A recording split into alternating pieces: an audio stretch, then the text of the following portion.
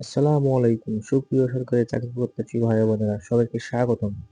আজকের ভিডিওটি একটু ব্যতিক্রমধর্মী ভিডিও হতে পারছে, তাই পুরো ভিডিওটি না টেনে দেখার জন্য অনুরোধ রইল। বিশেষ করে যে ভাই ও বোনেরা চাকরি বাজারে নতুন ভাবে প্রবেশ করেছেন এবং চাকরিতে আবেদন করার সময় অভিজ্ঞতাটা কম, তাদের জন্যই এই মূলত আজকের ভিডিওটি। এর পাশাপাশি বলে রাখি, আমার এই জব হেল্পলাইন ফেসবুক এবং ইউটিউব চ্যানেলটি আপনারা সাবস্ক্রাইব করে রাখবেন। এবং আমরা শুরু করি ভিডিওটি যে আমরা নতুনদের জন্য বিষয় হলো কি, এখানে সংশোধিত নিয়োগ বিজ্ঞপ্তি বা পুনঃনিয়োগ বিজ্ঞপ্তি হিসেবে এটা বলা হচ্ছে। এখানে আমি বেশ কিছু বিষয় উল্লেখ করে দিব। যেহেতু এখানে মোট 51টি পদ, আলাদা আলাদা পদে আপনার 1485 জন নিয়োগ দেওয়া হবে এবং এখানে নতুনদের জন্য একটা বড় সুযোগ আছে। এবং রিসার্কুলার বা এর আগে সার্কুলার হওয়ার পরে আবার নতুন করে সার্কুলারটা হয়েছে, এটা নিয়ে যাদের কনফিউশন আছে তাদের কনফিউশনটা ভাঙার বিষয়টা কি, এসব কিছু মিলে আজকের এই আলোচনাটি একটু দীর্ঘায়িত হবে। ধৈর্য সহকারে শোনার জন্য অনুরোধ রইল। তো প্রথমত আমরা চাকরির একটা সার্কুলার হাতে পেলে দেখি যে সেটা কোনটাতে পদ বেশি আছে, সেইটাতে আবেদন করার চেষ্টা করি।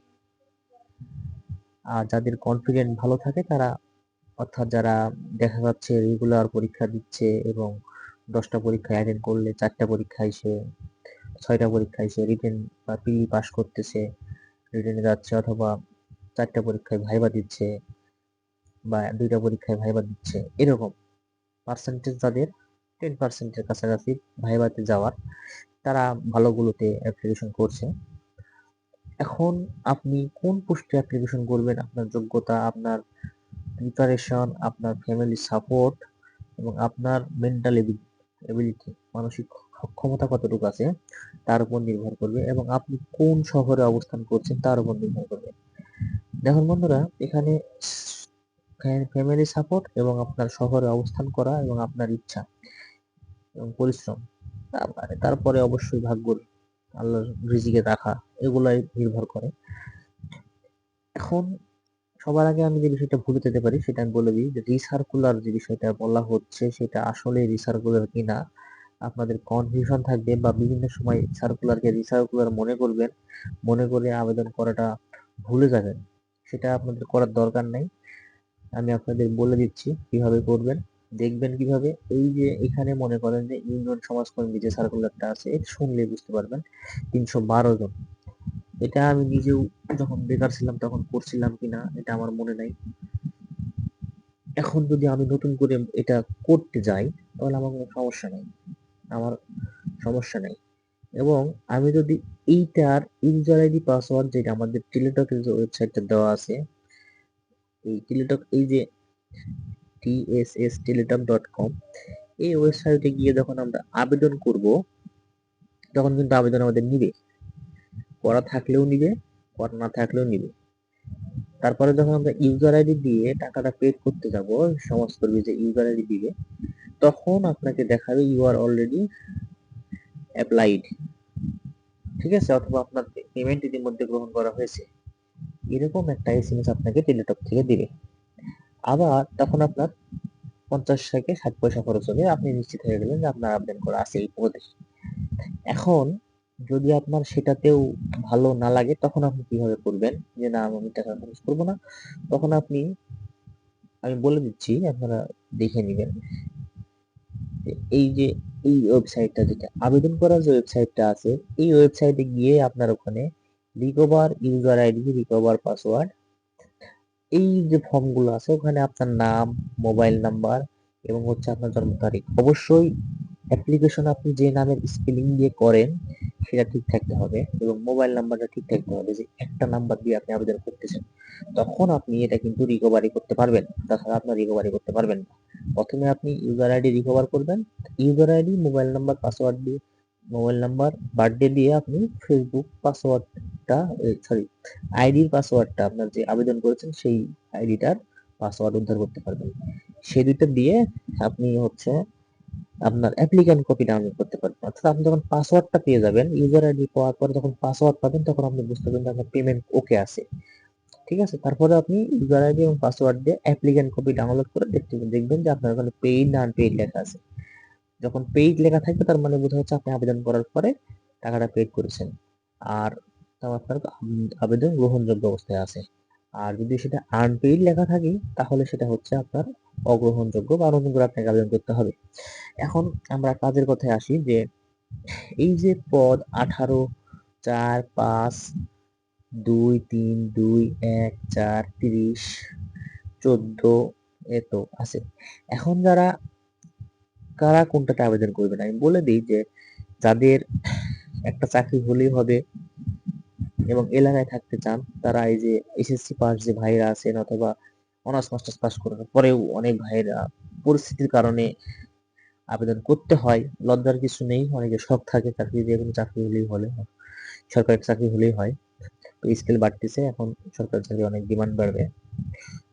এখন বিষয় হচ্ছে বার্তাবাহক, এই যে অফিস সহায়ক, পরিচ্ছন্নতা কর্মী, মালি, সহকারী, বাবুর্চি, নিরাপত্তা প্রহরী, এই যে পদগুলো আছে এই পদগুলো আপনারা বার্তাবাহক, অফিস সহায়ক এই পদগুলোতে আপনারা আবেদন করতে পারেন। ঠিক আছে, যাদের চাকরি লাগবেই এবং চাকরি করা অবস্থায় পড়াশোনা কন্টিনিউ করতে চাচ্ছেন, এসএসসি পাস করে ইন্টারমিডিয়েট পাস করেছেন, চাকরি করা অবস্থায় পড়াশোনা করতে চাচ্ছেন তাদের জন্য। আর যে অভিজ্ঞতার যে বিষয়গুলো বলা আছে, অভিজ্ঞতা থাকলে এগুলোতে আবেদন করা ভালো, অথবা যে কোনো ভাবে অভিজ্ঞতা ম্যানেজ করে কাগজ আপনি হাতে কলমে না থাকলেও কাগজে রেডি করতে হবে। সত্যি কথা বলতে কি, কাগজে রেডি থাকলে আপনাকে সেটা গণ্য করা হবে। এবং এই যে কুকিং বা বুঝতে যে বিষয়টা আছে, এটা অভিজ্ঞতা সম্পন্ন হইতে হবে অবশ্যই। এগুলো যারা আবেদন করেন টেকনিক্যাল বিষয় তারা বুঝবেন। আমরা মোস্ট কমনলি যেগুলো আছে সেগুলো নিয়ে আবেদন করি। এখন দেখেন এখানে দারোয়ান আছে, এখানে পরিচ্ছন্নতা কর্মী আছে, এটা না হয় হরিজন সম্প্রদায়ের লোকজন করে, এটা বাদ দেন। মালি আছে, বার্তাবাহক আছে, এখন আপনি কোনটাতে করবেন না সবগুলাতে করবেন। এখন এই বিষয়টা হচ্ছে আপনি যদি একান্নটা সার্কুলারে আবেদন করতে চান, এই সার্কুলারে 52টা যে পদ আছে আবেদন আবেদন করতে চান, আপনি আবেদন করতে পারবেন। দু একটা হয়তো মিচিং হতে পারে আমার কিছু কন্ডিশনের কারণে, সাবজেক্টের কারণে, বাদ বাকি সবগুলোই কমন আবেদন। এখন এই সবগুলো আপনি আবেদন করতে পারবেন, সবগুলোতে আপনার পরীক্ষা দিতে পারবেন এরকম গ্যারান্টি নাই। আবেদন করতে পারবেন কিন্তু সবগুলোতে পরীক্ষা দিতে পারবেন না। এখন আপনার যারা একেবারে দুর্বল বা নতুন ভাবে শুরু করছেন তাদের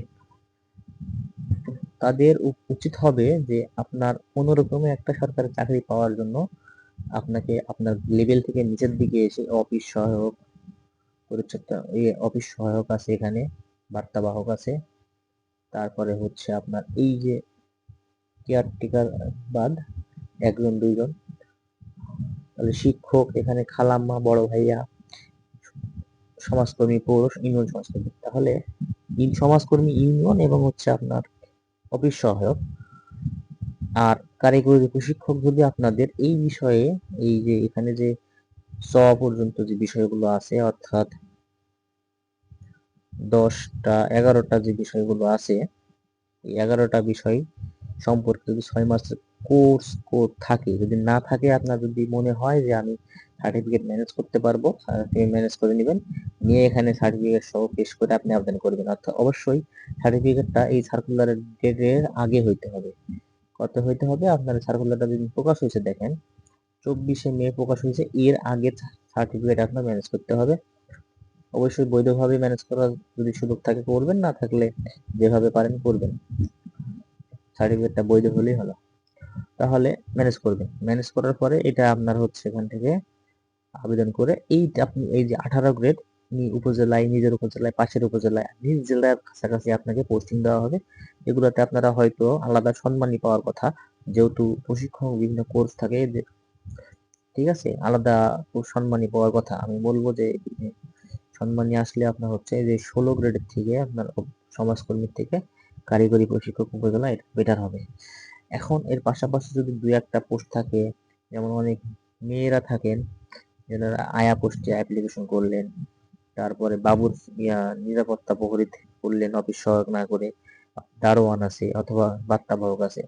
এখন ভাই আপনার চাকরি যেটা লাগবে, বড় পোস্টে আপনি আবেদন করবেন, তার পাশাপাশি ছোট পোস্টগুলোতে আবেদন করে রাখবেন। এই 56 টাকার মতো আপনাদের প্রয়োজন খরচ হচ্ছে, সেই খরচ করে আপনাদের এগুলো আবেদন করে রাখবেন, সময় কাজে দিবে। যদি চাকরি না হয় সময় দেখবেন যে একদিনে ঢাকায় গেলেন আপনি, রংপুর থেকে দিনে সকাল বিকাল 2টা পরীক্ষা দিচ্ছে, আপনি আবেদন করতে পারলেন, আপনি পরীক্ষা দিতে পারলেন, আপনার এক দাওয়াতেই 2টা পরীক্ষা দেওয়া হয়ে গেল। এখন যদি আপনি ইউনিয়ন সমাজকর্মী পরীক্ষার বিষয়টা বলি, যে এটা নিজ বিভাগে অথবা নিজ জেলায় অথবা বড় যে 18টা বা 17টা জেলা আছে এরকম ভাবে পরীক্ষাটা হওয়ার কথা। তো ইউনিয়ন সমাজকর্মী আপনাদের সবাইকে আবেদন করতে হবে। এখানে সবাইকে আবেদন করতে হবে, সবাইকে আবেদন করতে হবে। এখানে আপনারা কোনটা করবেন, এই যে ইউনিয়ন সমাজকর্মী, যেহেতু ইউনিয়ন সমাজকর্মী পদ এক, সমাজকর্মী এবং পৌর আর হচ্ছে ইউনিয়ন, ঠিক আছে, দুইটা পরীক্ষা একই সময়ে হওয়ার কথা আমার অভিজ্ঞতা অনুযায়ী। একই সময়ে হওয়ার কথা, একই পদ, একই নাম, একই গ্রেড, একই সময়ে হওয়ার কথা। তারপরে যেমন বড় ভাইয়া, খালাম্মা একই সময়ে হওয়ার কথা, ঠিক আছে। তো যেহেতু এই দুটো পদ এক, নাম যখন দেখবেন নাম একই, গ্রেড একই, তখন বুঝবেন যে হ্যাঁ একই সময়ে পরীক্ষাটা হওয়ার কথা।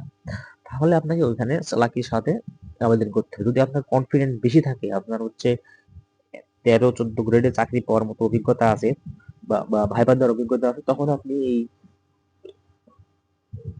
12টি পোস্টে আবেদন করলেন, কিংবা ইয়া সমাজকর্মী পদে আবেদন করে এটাতে করে রাখলেন, এটা করতে পারেন, ঠিক আছে।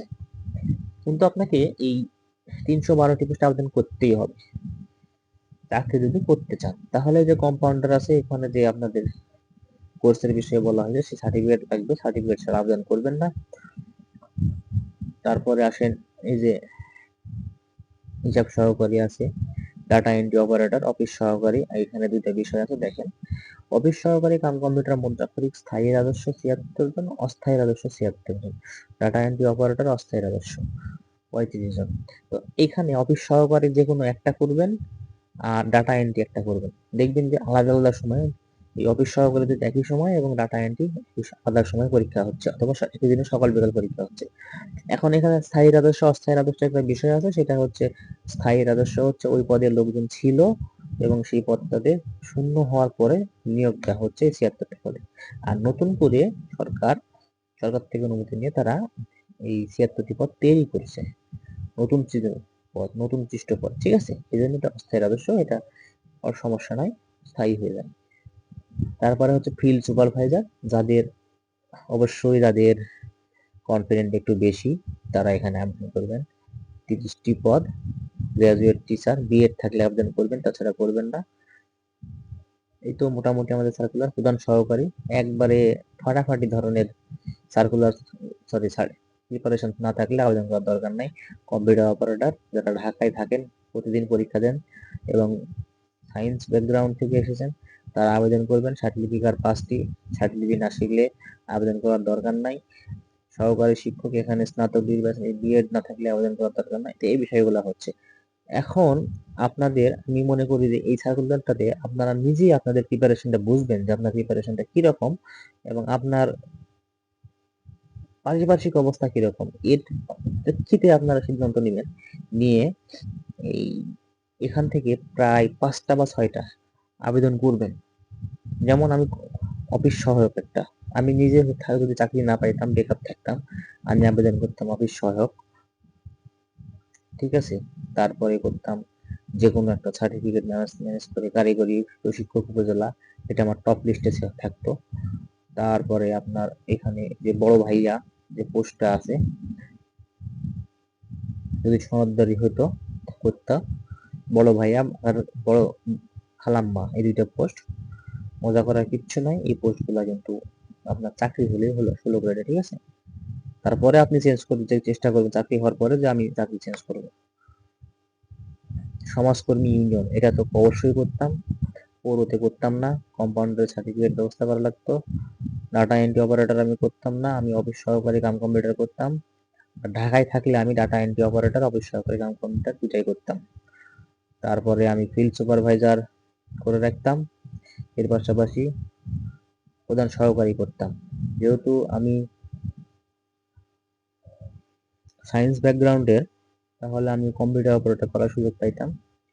ঢাকায় যেহেতু থাকতাম করতাম আমি এরকম 5টা থেকে 6টা আবেদন করতাম যদি ঢাকায় থাকতাম, আর যদি দূরে থাকতাম তাহলে আমি বড় যে সার্কুলার গুলো আছে সেগুলো একটাও মিস দিতাম না, কারণ আমি বেকার, আমার চাকরি দরকার। আমি যখন চাকরি পাইনি তখন আমি সবগুলা পোস্টে আবেদন করব। আমার যদি সাপোর্ট থাকে ফ্যামিলি তাহলে আমি এই 16 গ্রেডে উপরে 16 থেকে 16-র উপরে আবেদন করব, আর যদি আমার প্রয়োজন হয় তখন আমি নিচের থেকে সব আবেদন করব, আর যদি আমার একেবারেই ধৈর্য শেষের দিকে চলে আসে তখন আমি নিচের গুলা আবেদন করব। কোনো চাকরি দুর্বল না, কোনো চাকরি অসম্মানজনক না, তবে চাকরির থেকে ব্যবসা অনেক বেশি ভালো। সরকারি চাকরিতে আসবেন, তারপরে মজা বুঝবেন। ধন্যবাদ সকলকে, আমার এই চ্যানেলটিকে সাবস্ক্রাইব করবেন। আসসালামু আলাইকুম।